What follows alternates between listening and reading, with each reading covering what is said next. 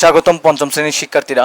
আজকে আমরা গণিতের 114 নং পৃষ্ঠা থেকে শুরু করব গড় অধ্যায়ের অধ্যায় 7।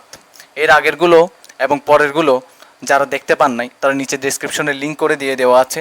একটা লিঙ্কে ক্লিক করলে সবগুলো প্লেলিস্ট একসঙ্গে পেয়ে যাবেন, ওখান থেকে সবগুলো দেখে নিতে পারবেন। তাহলে চলেন একটা একটা করে আমরা এখানে দেখে নিই। প্রথমত এখানে কি করতে বলছে 114 নং পৃষ্ঠায়, বলতেছে নিজে করি। আচ্ছা, ভালো কথা, নিজে করব আমরা। তাহলে এখানে প্রথম প্রশ্ন কি আমাদের বলতেছে 2, 4, 5, 7 ও 9 সংখ্যাগুলোর গড় কত। তাহলে ওদেরকে যোগ করে দিব।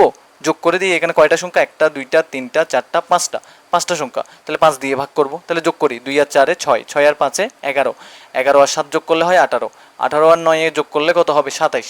তাহলে 27কে ভাগ করব কত দিয়ে, যেহেতু 5টা সংখ্যা 5 দিয়ে ভাগ করব। ঠিক আছে, তাহলে করেন কত, 5 দিয়ে করলে কত হবে, 5 5 25, তাহলে হইল। তারপরে 7 থেকে 5 গেলে 2, তাহলে 5 দিয়ে তো 2কে যাবে না, তাই দশমিক বসিয়ে পাশে একটা শূন্য আনবো। তারপর 4 5 20, 4 5 20, তাহলে আনসার কত আসলো 5.4। তাহলে আনসার পাইলাম 5.4। আশা করি ক্লিয়ার। তাহলে এটা ক্লিন করে দিই আপনাদের এর পরবর্তী নোটবর্তিকটাও একটু বুঝিয়ে দেওয়ার জন্য, মানে সঠিক উত্তরটা। তাহলে চলেন এর পরবর্তী প্রশ্ন বলতেছে একজন ক্রিকেট খেলোয়াড়ের 3টি ওয়ানডে ম্যাচের সংগৃহীত রান 48, 52, 53। তিনি গড়ে কত রান করেছেন। যোগ করে দিই, 48, 52, 53, 48 যোগ 52 যোগ 53 যোগ করে দিই। তাহলে যোগ করলে 8 আর 2 10, 10 আর 3 13, 13 3 হাতে 1, 4 আর 5 9, 9 আর 5 14, হাতের 1 সহ যোগ করলে হয় 15। এই 15 153 বেরিয়েছে। যোগ করার পর সংখ্যা কয়টা এখানে, 1টা 2টা 3টা, তাহলে 3 দিয়ে ভাগ করব। যেহেতু তিন ইনিংস খেলছেন তিনি, 3টা ইনিংসের গড় রান বের করতেছি। তাহলে চলেন এখানে করি, 3 5 15। ঠিক আছে, তাহলে এখান থেকে 3 নামবে, তারপর 3 1 3, তাহলে আনসার মিলে গেছে। কত পেয়েছি, 51। 51 হচ্ছে আমাদের কি রান, আমাদের গড় রান হলো 51। কত ভালো অ্যাভারেজ দেখতে পাচ্ছেন। একজন ভালো এরকম ক্রিকেট প্লেয়ার অনেকে আছে, এরকম জো রুট আছে, বিরাট কোহলি আছে, অনেক প্লেয়ার আছে, মানে তারা একটু এরকম গড় বা অ্যাভারেজ রান এরকম ওরা গ্রহণ করে, এরকম আছে ওদের স্ট্যাট এরকম। তাহলে চলেন এর পরবর্তী প্রশ্নটা দেখি। 50টি সংখ্যার গড় 38, 2টি সংখ্যা 45 ও 55 বাদ দেওয়া হলে বাকি সংখ্যাগুলোর গড় কত। আচ্ছা, ভালো কথা। তাহলে এখানে প্রথমত 50টি সংখ্যার গড় দেওয়া আছে, তাহলে গড়ের সাথে যতটি সংখ্যার গড় দেওয়া আছে সেটা যদি গুণ করি তাহলে 50টি সংখ্যার মোট যোগফল পেয়ে যাব। তাহলে 50টি সংখ্যার মোট যোগফল কিভাবে পাবো, 50টি সংখ্যার মোট যোগফল পাবো তাদের গড়ের সাথে 50 গুণ করে দিলেই আমরা 50টি সংখ্যার যোগফল পেয়ে যাব। তাহলে করা যাক। কত নাম্বার প্রশ্ন এটা, এটা হলো আমাদের 2 নাম্বার প্রশ্ন। তাহলে চলেন 2 নাম্বার প্রশ্ন, তাহলে লেখা যাক 50টি সংখ্যার মোট যোগফল। 50টি সংখ্যার কি যোগফল, মোট যোগফল। তাহলে 50টি সংখ্যার মোট যোগফল কি হবে, তাদের গড় 38, তাই 38-এর সাথে যেহেতু 50টি সংখ্যা তাহলে 50 দিয়ে গুণ করব।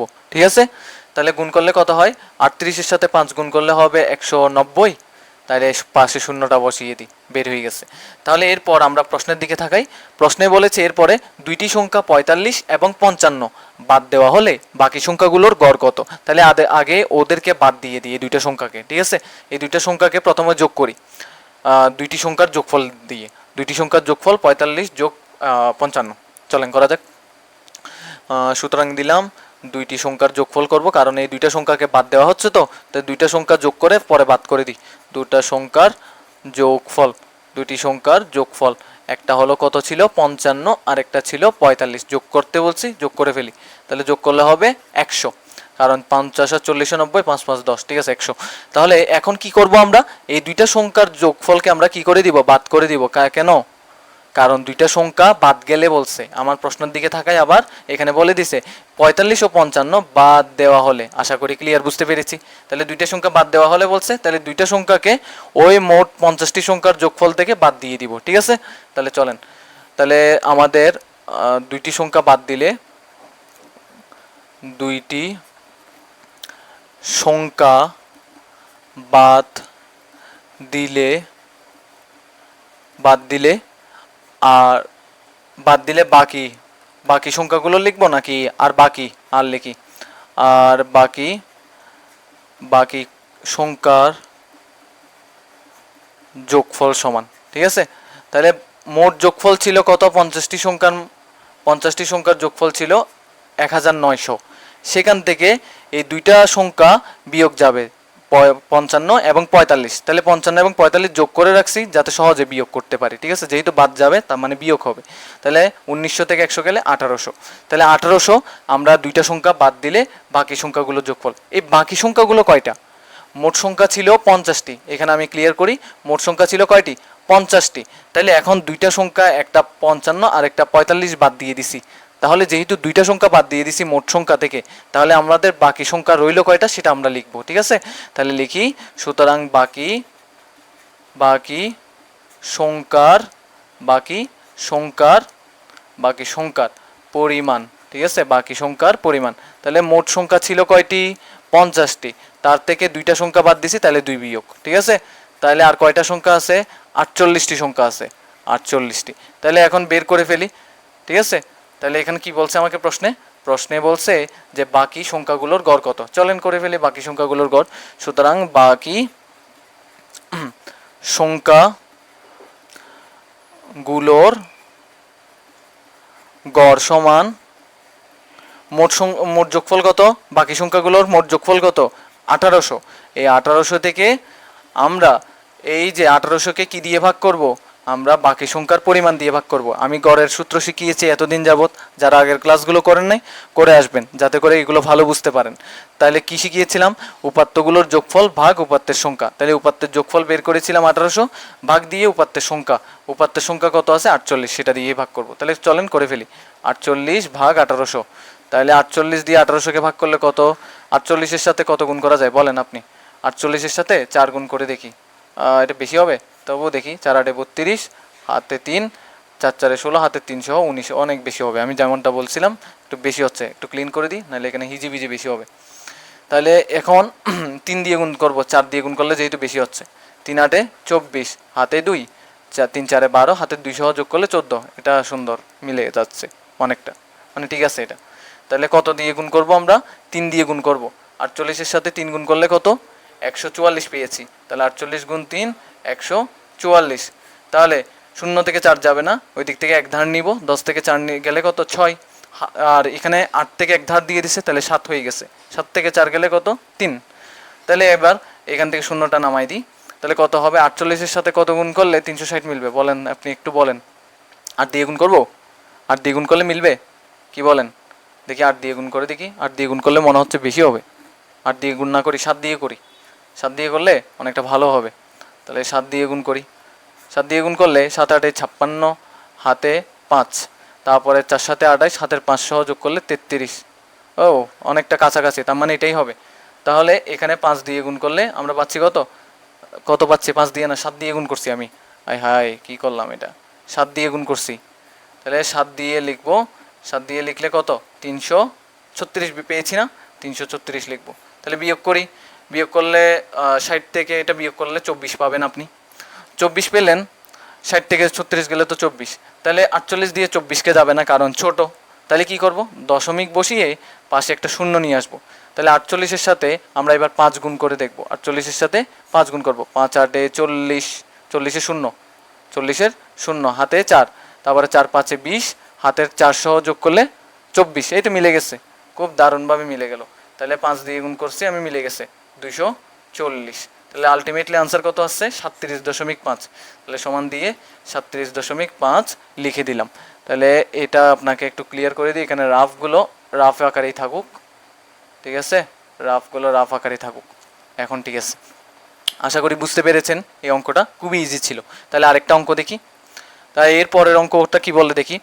একজন ক্রিকেটারের 16টি ইনিংসের গড় রান দেওয়া আছে। আচ্ছা যাই হোক, গড় থাকলে আমি বলছিলাম গড়ের সাথে যত টি দেওয়া থাকবে এগুলো গুণ করে দিলেই ওই এত টির মোট রান বের হয়ে যাবে।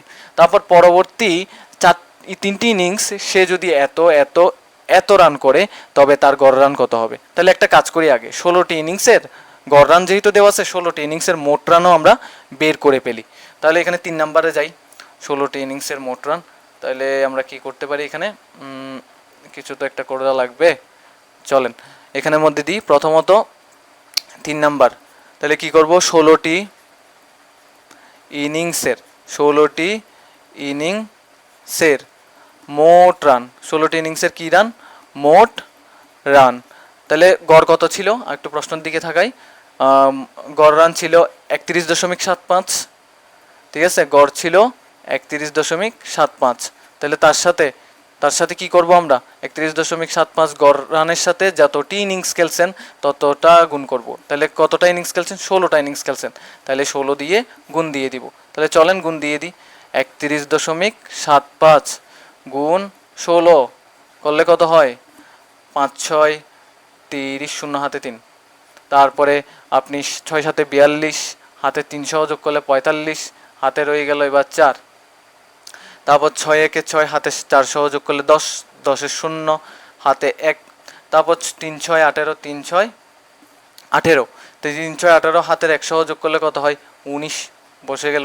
এক ধাপ পার হয়েছে, একটা শূন্য দিই, এটা একটু ক্লিন করি, নাইলে আপনার আবার এখানের মধ্যে অসুবিধা সৃষ্টি হইতে পারে, ঠিক আছে। ও এখানে তো একটু কেটে গেল, তাহলে 7 5 দিয়ে দিই, 7 5 দিয়ে দিলে হচ্ছে, 7 5 দিয়ে দিলাম। তারপরে এবার 1 দিয়ে গুণ করে দিই, 1 দিয়ে গুণ করে দিই, ঠিক আছে, 1 দিয়ে 5 একে 5, তারপর 5 7 একে 7, আচ্ছা, তারপরে 1 ওকে 1, তারপর 3 একে 3 বসিয়ে দিই, বসানোর পর যোগ করে দিই, 0 5 5 10, 10 0 হাতে 1, 7 আর 0 7, হাতের 1 যোগ করলে 8, তারপর 9 আর 1 10, 10 0 হাতে 1, 3 আর 1 4, হাতের 1 যোগ করলে 5। এখানে যদি দেখি দশমিকের পর দুইটা অঙ্ক আছে, তাহলে দুইটা অঙ্ক থাকলে তাহলে এখানে উত্তরের মধ্যে দুইটা অঙ্ক আগে দশমিক বসাবো, ডান দিক থেকে 2 অঙ্ক আগে দশমিক বসাবো। আর যদি দেখি দশমিকের পর শূন্য থাকে তাহলে দশমিক সহ শূন্য সহ কেটে দিব, তাহলে শুধু কি হবে, 508 হবে আমাদের 16টি ইনিংসের মোট রান, 508 রান হবে 16টি ইনিংসের মোট রান, ঠিক আছে, মোট রান 508।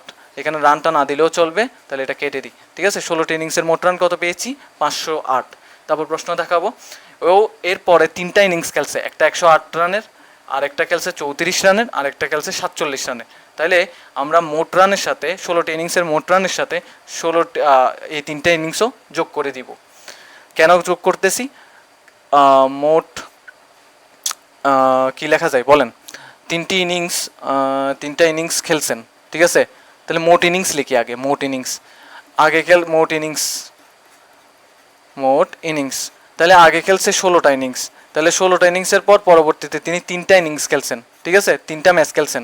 তাহলে 3টা ম্যাচ খেললে উনি এখন বর্তমানে কয়টা ম্যাচ হয়েছে, 19টা ম্যাচ হয়েছে, তাহলে 19টা ইনিংস। তাহলে এই 19টা ইনিংস অনুসারে তাহলে 19টা ইনিংসের মোট রান বের করতে হবে, তাহলে 19টি ইনিংসের মোট রান, 19টি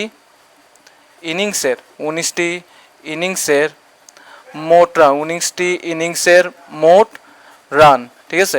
তাহলে কেমনে বের করব, আগে 16টি ইনিংসের মোট রান 508 বের করেছি, তার সাথে আরও 3টা ইনিংস যেগুলো ছিল সেগুলোর রানগুলো যোগ করে দিব, ঠিক আছে। তাহলে আর 3টা ইনিংস কী কী খেলছি, 108 34 এবং 47, 108 34 এবং 47, এই আরও 3টি ইনিংসও অতিরিক্ত খেলেছে, তাহলে এই 3টে ইনিংসেও সহ যোগ করে দিলাম। আগে 16টা ইনিংসের রান এটা, পরবর্তীতে 1টা 2টা 3টা ইনিংস খেলেছেন, এই 3টা ইনিংস যোগ করে দিলাম।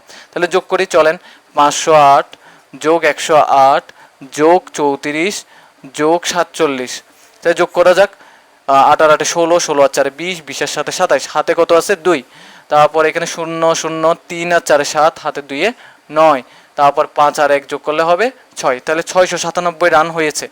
তাহলে 697 রান হলে, ঠিক আছে, এখানেও রান লিখে দিই, নাইলে রান লিখে দিই, ঠিক আছে। তাহলে এবার প্রশ্নের দিকে থাকাই, প্রশ্নে বলতেছে তবে তার গড় রান কত হবে, তাহলে গড় রান হবে, তাহলে গড় রান বের করি, সুতরাং গড় রান সমান, তাহলে মোট রান কত, 697, তাহলে 697 দিয়ে আমরা যেহেতু 19টি ইনিংস খেলছে তাহলে 19 দিয়ে ভাগ করব, তাহলে আমরা গড় রানটা পেয়ে যাব, ঠিক আছে, বাইরের রান লিখে দিই। তাহলে 19 দিয়ে ভাগ করতে চাইলে তাহলে করা যাক 19 ভাগ 697 করা যাক, 19 দুগুণে 38, 3 19 57, তাহলে 3 19 57 লিখতে পারি। এখানে পাবো 9 থেকে 7 গেলে 2, 6 থেকে 5 গেলে 1, এখানে 7, তাহলে 19-এর সাথে আমরা 6 গুণ করে দেখি, 6 গুণ করলে 6 গুণ করা ঠিক হবে নাকি 6 নং 54, 7 নং দিয়ে গুণ করে দেখি, 7 দিয়ে গুণ করলে আমাদের আশা রাখি ঠিক হবে। তাহলে 7 দিয়ে যদি গুণ করি তাহলে 7 নং 63, হাতে 6, 7 থেকে 7, হাতে 6 সহ যোগ করলে হয় 13, তাহলে বেশি হয়ে যাচ্ছে, তাহলে 6 দিয়ে গুণ করে দেখব।